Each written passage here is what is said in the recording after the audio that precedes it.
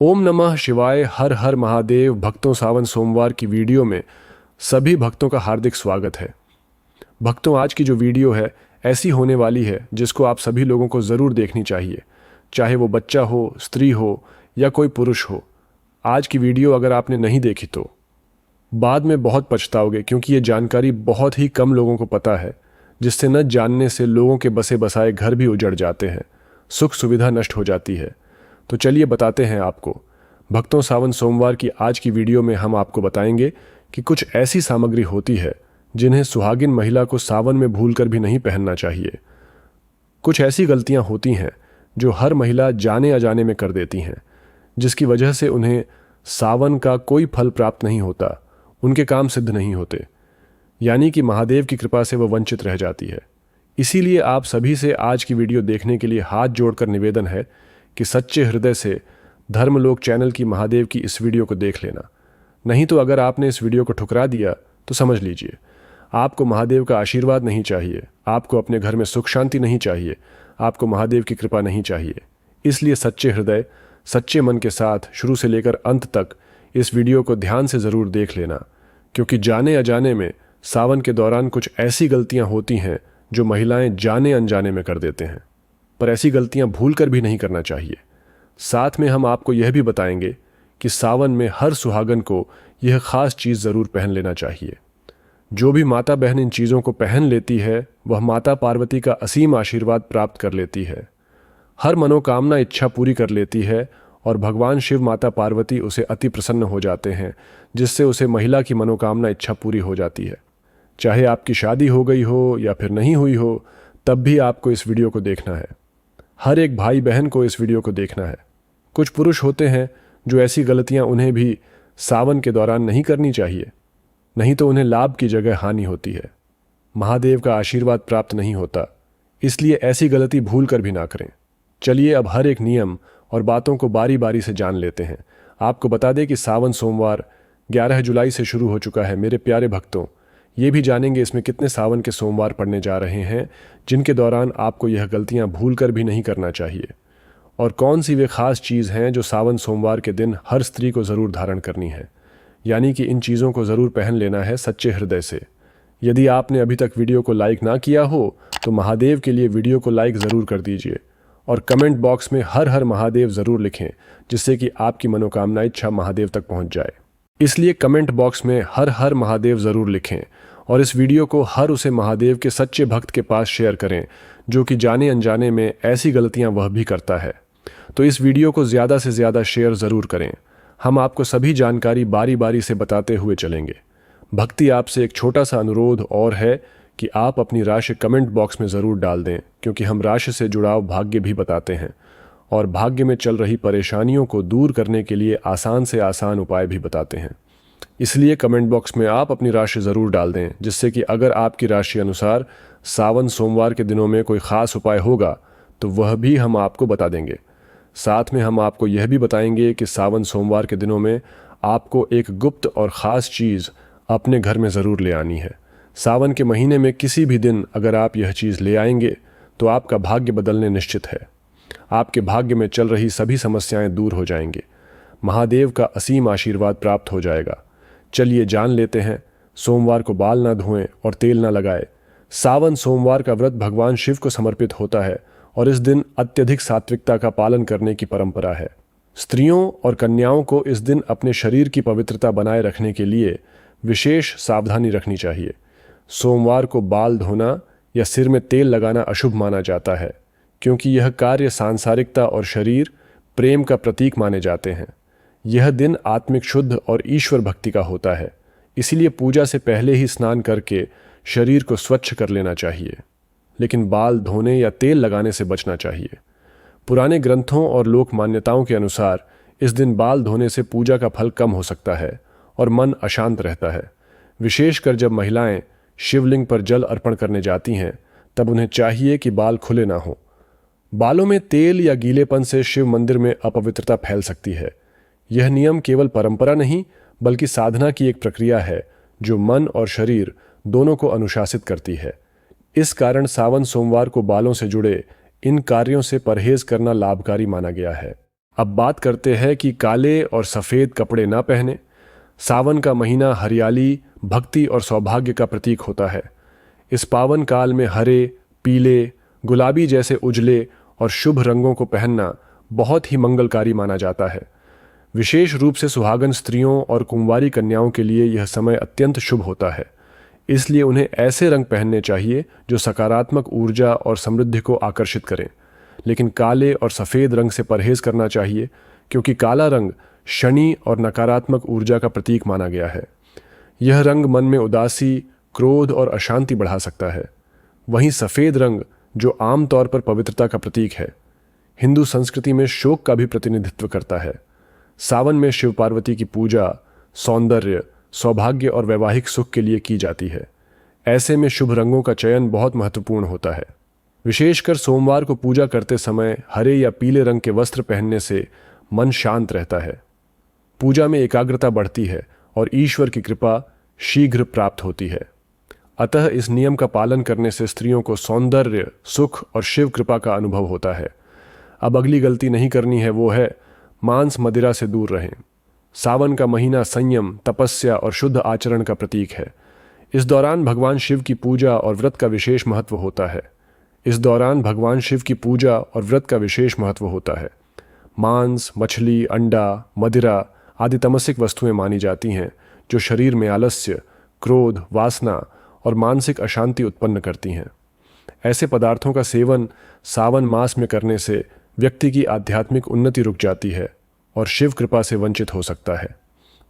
सुहागन स्त्रियों और कन्याओं को इस महीने सात्विक आहार लेना चाहिए, जैसे फल, दूध, जल, साबूदाना, मूंगफली, सेंधा नमक आदि। इस पवित्र समय में तामसिक भोजन करने से पूजा का फल नहीं मिलता और व्रत की शक्ति भी क्षीण हो जाती है। सावन में किया गया व्रत और शिव उपासना शरीर और मन की शुद्धि का माध्यम होती है, इसलिए जीवन शैली को भी वैसा ही सात्विक रखना चाहिए। मदिरा और मांस का त्याग करके जब कोई महिला शिव की आराधना करती है तो वह न केवल ईश्वर के निकट जाती है, बल्कि अपने जीवन में शांति, स्वास्थ्य और सौभाग्य भी प्राप्त करती है। व्रत रखकर दूसरों को नीचा ना दिखाएं। सावन मास में व्रत करना पुण्य का कार्य है, लेकिन यदि व्रती अहंकार करने लगे तो वह पुण्य भी निष्फल हो जाता है। जब कोई स्त्री यह दिखाने लगे कि उसने कितने कठिन व्रत किए हैं और दूसरों को नीचा दिखाने लगे, तो यह ईश्वर की भक्ति नहीं बल्कि आत्म प्रशंसा कहलाती है। भगवान शिव को नम्रता, विनम्रता और भक्ति से किया गया समर्पण प्रिय है। व्रत का उद्देश्य शरीर को संयमित करना और आत्मा को शुद्ध करना होता है, न कि दिखावा करना। अक्सर देखा गया है कि कुछ लोग दूसरों से कहते हैं, तुमने व्रत नहीं रखा, अरे मैं तो फलाहार कर रही हूँ। यह भावना गलत है। जो व्यक्ति सच्चे मन से उपवास करता है वह शांत, मृदुभाषी और सेवाभावी रहता है। उसकी भक्ति में अहंकार का कोई स्थान नहीं होता। इसीलिए सावन में व्रत रखने वाली महिलाओं और कन्याओं को चाहिए कि वे न केवल अपने आहार बल्कि अपनी वाणी और व्यवहार को भी सात्विक रखें।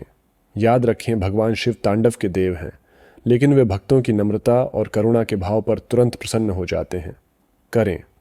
सावन मास केवल बाहरी आचरण की शुद्धता का नहीं बल्कि आंतरिक भावनाओं और वाणी की भी पवित्रता का समय होता है। इस पावन माह में भगवान शिव की पूजा करने वाली महिलाओं और कन्याओं को चाहिए कि वे किसी भी हालत में झूठ न बोले।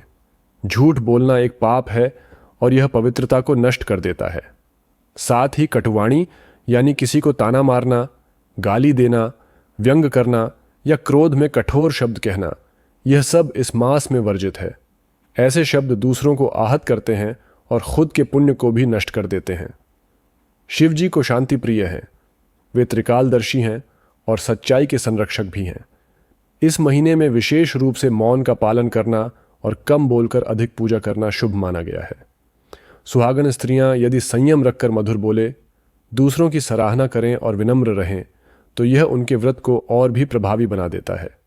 झूठ और कठोर वाणी से शिव प्रसन्न नहीं होते। अतः सावन में न केवल आहार बल्कि अपनी भाषा और मनोवृत्ति को भी पवित्र रखें। पीरियड्स में पूजा न करें। हिंदू परंपरा में मासिक धर्म को शरीर की प्राकृतिक प्रक्रिया माना गया है, लेकिन धार्मिक दृष्टिकोण से इसे शारीरिक अशुद्धि का काल माना गया है।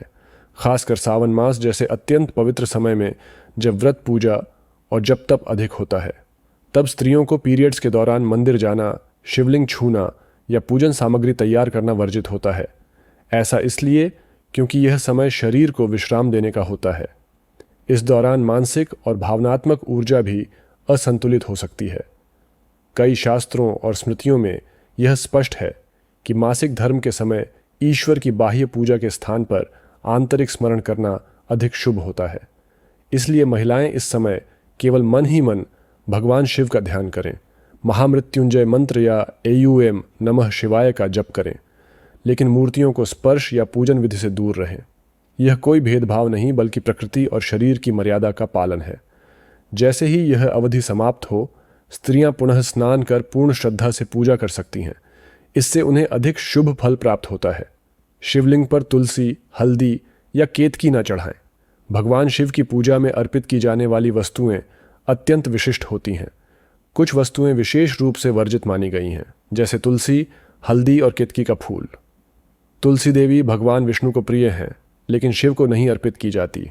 एक कथा के अनुसार तुलसी जी ने भगवान विष्णु से विवाह की कामना की थी और शिव को उन्होंने अस्वीकार किया था, इसलिए वे शिव को अर्पण नहीं होती।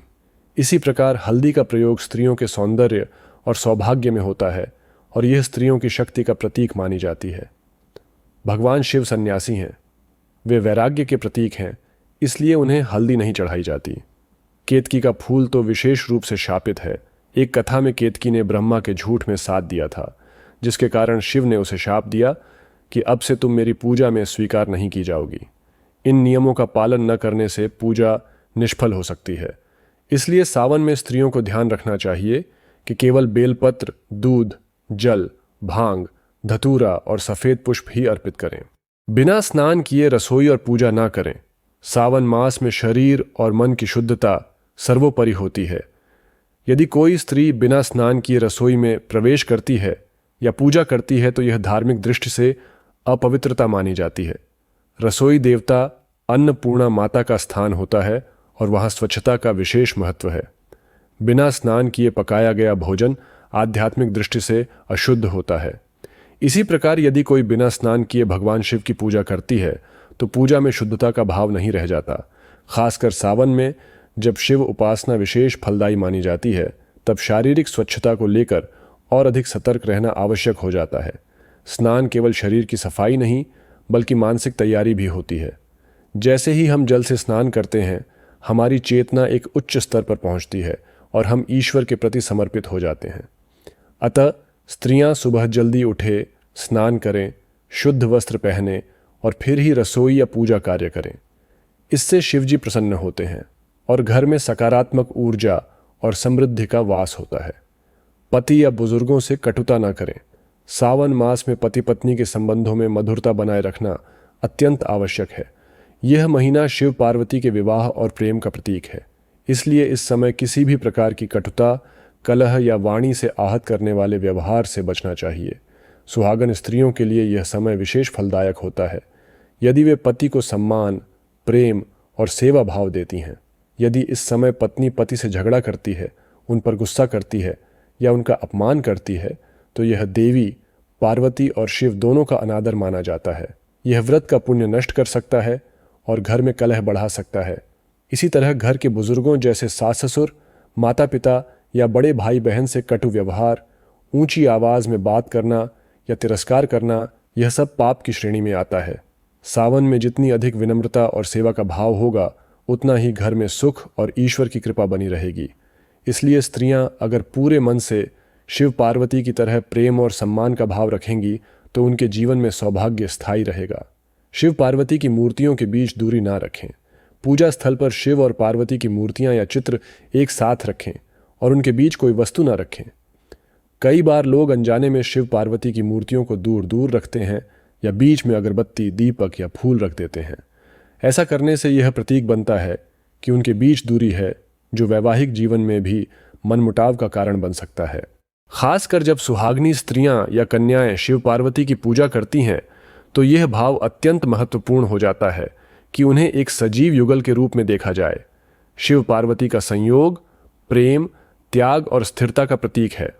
अगर पूजा करते समय उनकी एकता को बाधित किया जाता है तो उससे पूजा का प्रभाव कम हो सकता है और रिश्तों में दरार का संकेत भी माना जाता है। इसलिए ध्यान रखें कि मूर्तियां साथ में हों और एक दूसरे की ओर मुख किए हों। इस बात का ध्यान रखना केवल पूजा की शुद्धता नहीं, बल्कि वैवाहिक सौहार्द और भावनात्मक एकता का प्रतीक भी है। चलिए अब जान लेते हैं सावन में भी कौन सी खास सामग्री है जिन्हें हर सुहागन को जरूर धारण करना चाहिए, यानी कि जरूर पहनना चाहिए, जिससे माता पार्वती और भगवान शिव बहुत ही जल्दी प्रसन्न हो जाते हैं। व्यक्ति माता बहनों की मनोकामना बहुत जल्द पूरी हो जाती है और माता अम्बे का विशेष आशीर्वाद प्राप्त होता है। माता लक्ष्मी भी ऐसे घर में स्थायी निवास बना देती है। चलिए जान लेते हैं। एक बिंदी सावन में माथे पर लगाई जाने वाली बिंदी सौभाग्य, शुद्धता और तीसरी आंख का प्रतीक मानी जाती है। विशेषकर हरे, लाल या सिंदूरी रंग की बिंदी स्त्री के सौंदर्य को निखारती है और शिव पार्वती की कृपा का संकेत होती है। बिंदी को आज्ञा चक्र का केंद्र माना गया है, जहां ध्यान केंद्रित होता है। बिंदी लगाने से मानसिक शांति और ध्यान में वृद्धि होती है। सावन में हरे रंग की बिंदी पहनने से सुख शांति बनी रहती है और विवाह योग्य कन्याओं को योग्य वर की प्राप्ति का योग बनता है। दो सिंदूर विवाहित स्त्रियों के लिए सौभाग्य का प्रतीक है। यह मांग में लगाया जाता है और पति की लंबी उम्र, प्रेम और समर्पण का प्रतीक होता है। सावन में हरे वस्त्र और लाल सिंदूर का मेल विशेष शुभ माना जाता है। यह श्रृंगार भगवान शिव की अर्धांगिनी पार्वती जी को अत्यंत प्रिय है। मान्यता है कि सावन में प्रतिदिन सिंदूर लगाकर शिव पार्वती की पूजा करने से वैवाहिक जीवन में मिठास बनी रहती है। सिंदूर ऊर्जा का प्रतीक भी है और यह मस्तिष्क में सकारात्मकता उत्पन्न करता है। 3 काजल न केवल आंखों की सुंदरता बढ़ाता है, बल्कि बुरी नज़र से बचाने वाला माना गया है। सावन में विशेष रूप से काजल लगाना शुभ होता है, क्योंकि यह स्त्री के नेत्रों की आभा को उभारता है और उसके सौंदर्य को पूर्णता देता है। साथ ही पारंपरिक मान्यता है कि आंखों में काजल लगाने से आत्मविश्वास बढ़ता है और आकर्षण की शक्ति आती है। सावन के दिनों में हरे या प्राकृतिक अवयवों से बने काजल का प्रयोग करना लाभकारी होता है। चूड़ियाँ स्त्री के हाथों की शोभा हैं और विशेष रूप से हरी चूड़ियाँ सावन मास में अत्यंत शुभ मानी जाती हैं। हरा रंग जीवन, हरियाली, प्रेम और उर्वरता का प्रतीक है। सावन में हरी चूड़ियाँ पहनने से शिव पार्वती की विशेष कृपा मिलती है। यह व्रत प्रेम और स्थायित्व का प्रतीक है। चूड़ियों की खनक से घर में सकारात्मक ऊर्जा उत्पन्न होती है और यह लक्ष्मी जी को भी प्रिय मानी जाती है। कुंवारी कन्याएं यदि सावन में हरी चूड़ियाँ पहने तो उन्हें शीघ्र योग्य वर की प्राप्ति होती है। मांग टीका स्त्री के माथे के मध्य भाग में पहना जाता है, जो आज्ञा चक्र या तीसरी आंख का केंद्र होता है। यह शिव पार्वती की एकता का प्रतीक होता है और स्त्री के मानसिक संतुलन को दर्शाता है। सावन में मांग टीका धारण करने से स्त्री की आभा और तेज बढ़ता है। यह श्रृंगार पति के सौभाग्य और दाम्पत्य प्रेम का प्रतीक भी है। धार्मिक दृष्टि से यह शिव और शक्ति के मिलन का बिंदु माना जाता है, जिससे मानसिक ऊर्जा और आत्मबल प्राप्त होता है। नंबर 6, नथ नाक की बाली नथ स्त्री की नासिका में पहना जाने वाला आभूषण है, जो नारीत्व और सौंदर्य का प्रतीक होता है। सावन में नथ पहनने से सुहाग की रक्षा होती है और दाम्पत्य जीवन में सौहार्द बना रहता है। नथ का संबंध सांस से भी होता है और माना जाता है कि यह शरीर में प्राणवायु के प्रवाह को नियंत्रित करता है। पारंपरिक मान्यता है कि सावन में नथ धारण करने से माता पार्वती प्रसन्न होती हैं और स्त्री को दीर्घकालिक वैवाहिक सुख की प्राप्ति होती है। नंबर 7, झुमके कान के आभूषण कानों में पहने जाने वाले झुमके स्त्री के श्रृंगार का प्रमुख अंग हैं। यह सौंदर्य के साथ साथ शास्त्रों में एकोचित ध्वनि और ऊर्जा संतुलन के लिए भी आवश्यक माने गए हैं। झुमके पहनने से स्त्री की वाणी में माधुर्य आता है और उसका रूप निखरता है। सावन में झुमके पहनकर जब स्त्री शिव पार्वती की पूजा करती है तो वह भक्ति और श्रद्धा से ओतप्रोत होकर ईश्वर की कृपा प्राप्त करती है। झुमके विवाह, संगीत, सौंदर्य और मंगलता का प्रतीक होते हैं। नंबर 8, हार या मंगलसूत्र वैवाहिक जीवन की स्थिरता और सुरक्षा का प्रतीक है। यह काले मोतियों और सोने से बना होता है, जो नकारात्मक शक्तियों से रक्षा करता है। सावन में मंगलसूत्र पहनकर शिव पार्वती की पूजा करने से पति की दीर्घायु, प्रेम और संबंधों में मिठास बनी रहती है। यह स्त्री के पतिव्रता धर्म का सूचक भी है। कुंवारी कन्याएं भी इस समय सुंदर हार पहनकर सौंदर्य के साथ देवी भाव को दर्शाती हैं और माता गौरी का आशीर्वाद प्राप्त करती हैं। नंबर 9, चूड़ीदार बाजूबंद या बांसुरी बाह पर पहना जाने वाला पारंपरिक आभूषण है जो स्त्री के बाहुबल और प्रेम को दर्शाता है। सावन में बाजूबंद पहनना पार्वती माता के श्रृंगार का अनुकरण माना जाता है। यह नारीत्व, सज्जनता और भक्ति का प्रतीक है। यह स्त्री के तन और मन दोनों की ऊर्जा को केंद्रित करता है। व्रत करते समय बाजूबंद पहनने से स्त्री की उपासना भाव और आकर्षण में वृद्धि होती है। साथ ही यह श्रृंगार प्रेम की सुरक्षा का संकेत भी देता है। नंबर 10, अंगूठी। अंगुलियों में पहनी जाने वाली अंगूठी केवल श्रृंगार ही नहीं बल्कि ज्योतिषीय दृष्टि से भी महत्वपूर्ण होती है। सावन में सोने, चांदी या पीतल की अंगूठी धारण करना शुभ फल देता है। विशेष रूप से अनामिका अंगुली में पहनी अंगूठी वैवाहिक प्रेम और समर्पण का प्रतीक मानी जाती है। अंगूठी आत्मविश्वास बढ़ाती है और स्त्री के हाथों की शोभा को बढ़ाती है। सावन के सोमवार को पूजा के समय इसे धारण करने से शक्ति और आभा बढ़ती है। नंबर 11, घुंघरू वाली पायल। पायल स्त्री के पैरों में पहनने वाला एक शुभ आभूषण है। सावन मास में पायल पहनना विशेष मंगलकारी माना गया है क्योंकि इससे घर में सकारात्मक ऊर्जा और मधुर ध्वनि का संचार होता है। घुंघरू की मधुर आवाज़ वातावरण को सात्विक बनाती है और इसे देवी लक्ष्मी को भी प्रिय माना गया है। पायल पहनकर स्त्री जब शिवालय जाती है तो उसकी प्रत्येक पग ध्वनि भक्ति की लय बन जाती है।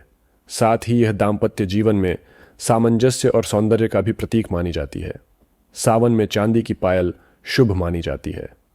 नंबर 12, बिछिया विवाहित स्त्री की पहचान होती है, जिसे विवाह के बाद पैरों की उंगलियों में धारण किया जाता है। यह श्रृंगार न केवल सौंदर्य के लिए बल्कि पति की दीर्घायु और वैवाहिक संबंधों की मजबूती का भी प्रतीक होता है।